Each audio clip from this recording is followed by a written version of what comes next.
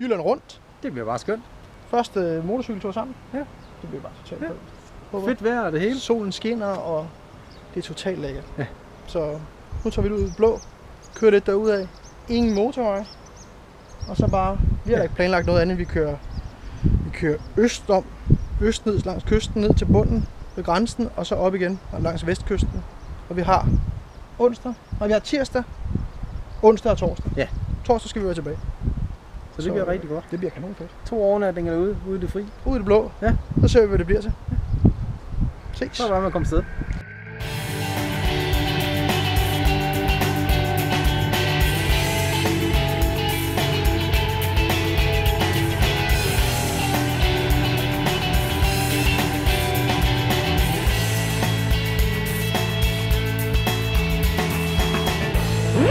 Ja.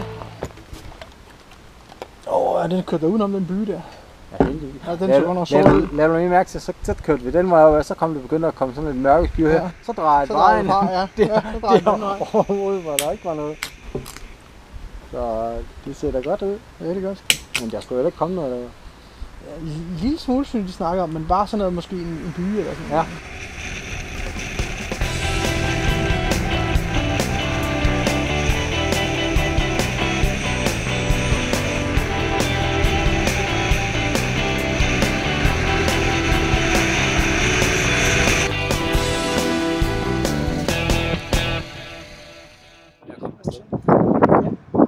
Flere sving. Ej. Ja, går en flere sving. Lidt sydover mod Haderslev. Mhm. Ja. Så prøver vi at finde noget shelter et eller andet sted længere sydover.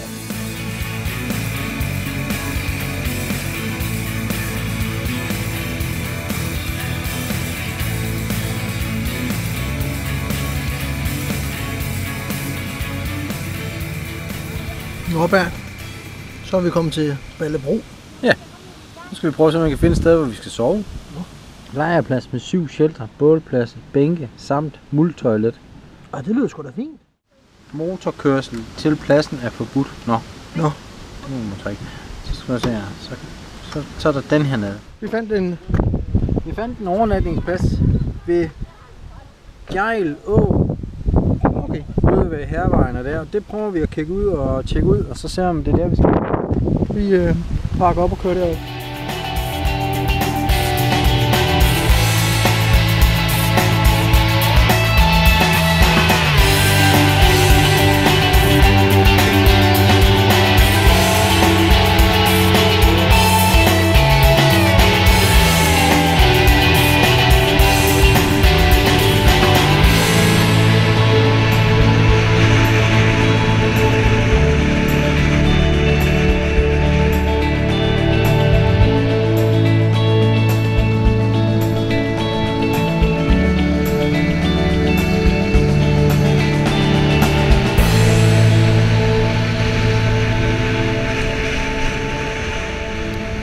Tæt på her.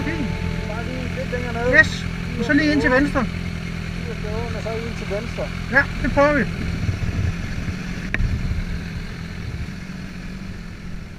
...150 meter. Gerardaus. Men hvad er det kommunen, der sætter dem op? Ja, det er alt muligt. Det er både private og kommunale og foreninger og alt muligt, der har dem der. Det er sgu da klasse. Hvad? Her. Ja, ja. Der er vand derovre. Ja. Det er fandme da i orden. Tror du, det er sådan... Hvad? Det er sådan en multoilet. Det er sådan en multoilet? Ja, ja. Sådan der. Så er der mad. Det ser sgu godt ud, det der, mand. Mums, og lige desserten står så her. Det må man godt, når man har kørt så langt.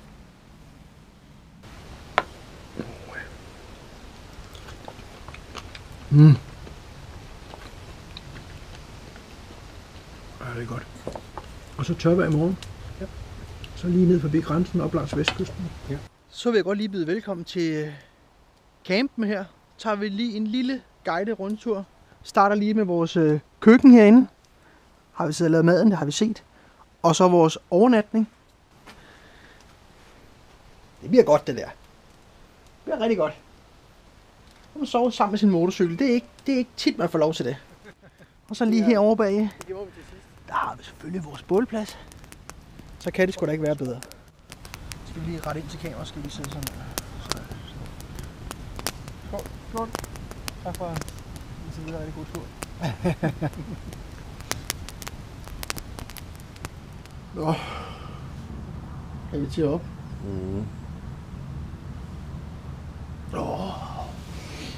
Nå. Godmorgen. Godmorgen. Vi sover i en 700 hektar skov, ikke? Jo. Men på trods af, at der er 700 hektar at fælde træer i, så skulle han starte med at fælde træer lige derovre klokken 6 om morgenen. Lige derovre. Men det er også godt nok. Ja, vi skal jo op. Det er det. Men vi har sovet her ved siden af vores 2 kærester. En på hver side. Ja. Det er sjældent, at man får lov til at ligge ske med sin motorcykel. Ja. Så bliver en kop kaffe. Og så... Så skal vi langs på grænsen. Ja. Over vestpå. Og så op langs kysten. Ja. Så må vi se, hvad vi bringer. Morgenkaffe. Så er der kaffe. Ja. Det er sat med i orden her.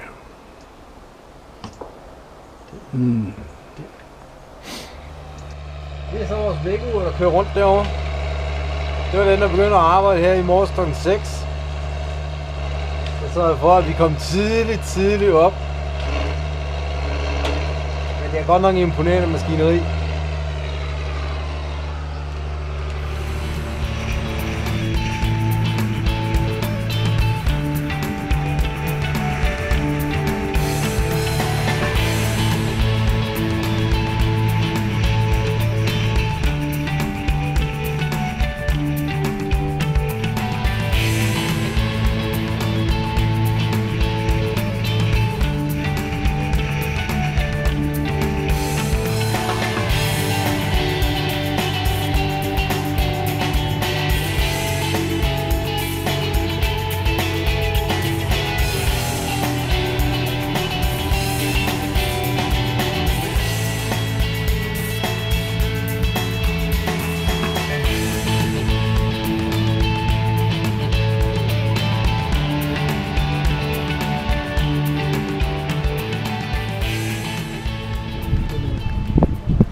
Så er vi i gang med et frokostmorgenmad. Ja.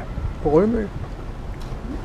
Lige en 10 km stemning. Ja. Det var faktisk meget flot. Det var en flot tur. Det var rigtig flot. Det var en flot tur med de der høje dæmninger, hvor man kørte og kiggede ud over. Jamen det sjove var jo også, hvis når vi kørte over, at på højre side, der var det fuldstændig fladt vandet. Ja. Og på venstre side, der var det bare i oprør. Ja. Så meget var det. Det synes jeg, det var sådan lidt spøjt. Det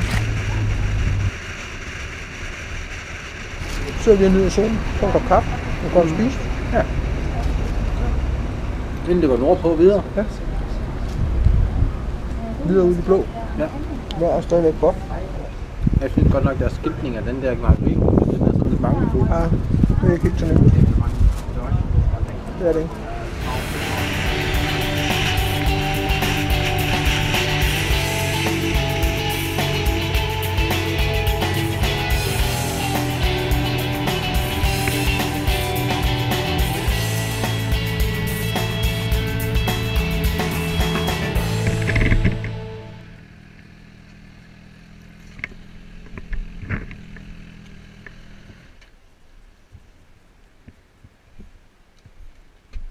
Og så er det istid.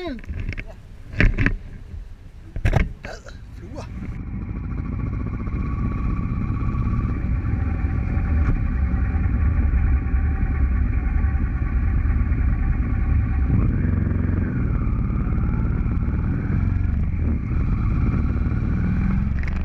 En lille smule sydøst for Thyborøn. Ja. Og fundet den her altså turen herind var sådan en cykelrute. De der mærkede cykelruter. Ja. Flot tur hele vejen ind. Kom op på en bakke ud, der var bare kanon udsigt ind over Thyborøn, ud over det hele her. Og så sådan en grusvej hele vejen ind. Og så kom vi ind til det her. Og der er bare stille. Ikke en lyd. Og der er 3 store shelters. Og så et par små hundehus. Og en god bålplads. Så er der aftenhygge. Så er der lidt... I mangel på, at der er for tørt her, Så er det vores bål. så har vi valgt at lave bål på bordet. Så vi laver ikke pølse over bål i dag. Jeps. Jamen, tak for i dag. Vi ses i morgen. Ja. Godmorgen, Bernd. Så er vi klar. Så kommer vi afsted igen. Så er det sidste dag på turen. Sovet fantastisk i de her shelters her. Det Det har været fint. Ja, det har det. Så nu vil vi lige have lidt tøj på. Ja. Og så ud i det blå igen. Ja. Nordpå.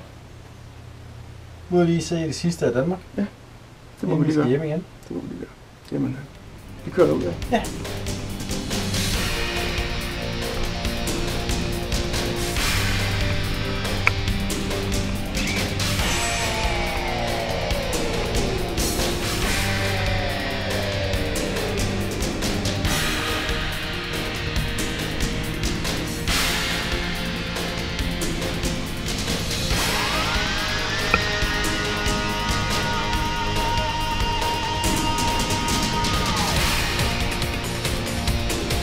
Vi vil bare forrest igennem der.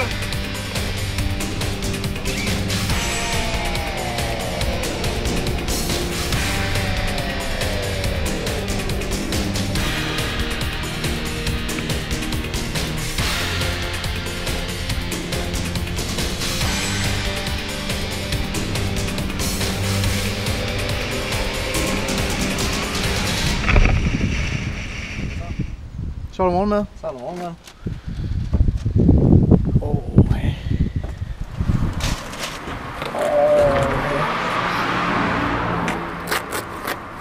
Er det ikke det er nogle sjove steder, man finder at spise lidt frokost? Ja. Eller morgenmad. Solen kom.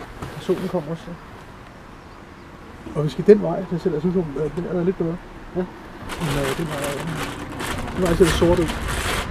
Nu så tager vi de her små veje derhen, og så ser vi, hvad der sker. Ja. Ja, så er det jo bare... Ja. Det er jo en... Så, se her. Det er kniv. Ja. Der har vi det franskbrødsting. Og de er lune. Er de lune? Ja. Ej, det bliver godt. Dejligt. Så har vi lidt at køre videre på. Det er ikke så ringe.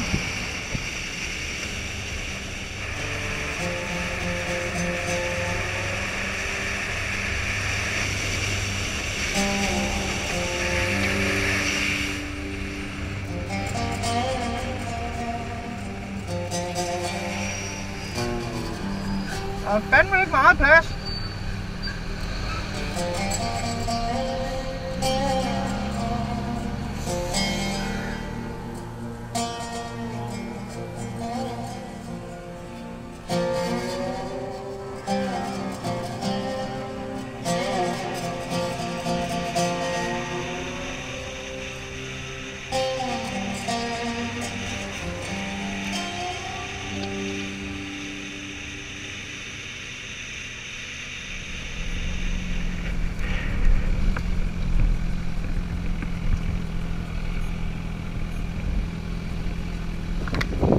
Der er satme flot heroppe, mand. Det er helt vildt.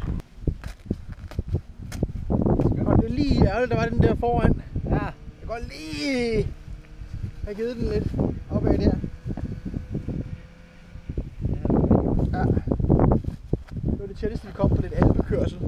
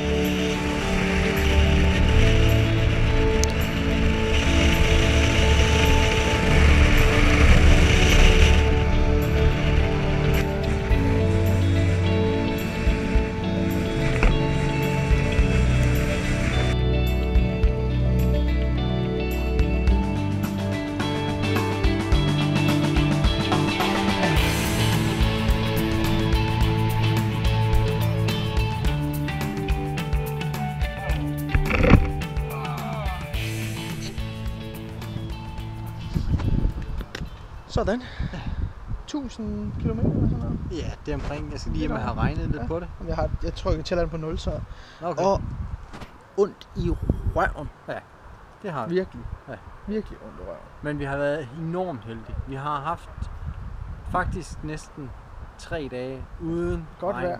Det var den sidste halve time på vej hjem Der kom på vand. hele turen. Ja. Og så Der har kom vi alt fået vandet. Ja, der kom alt det vand, vi har gerne vil undgå. Ja. Og alle det har 3 været. dage. Og det har været fik vi. perfekt. Det har været en super tur. Fed oplevelse. Ja. Kanon. Så det gør vi igen en anden gang. Det gør vi. Det er helt sikkert. Så skal vi jo køre på de helt små veje Så næste tager vi gang. de allermindste. Ja. Så planlægger vi. Ja. Det gør vi. Tak for denne gang. Det var en fed tur. Det var kanon.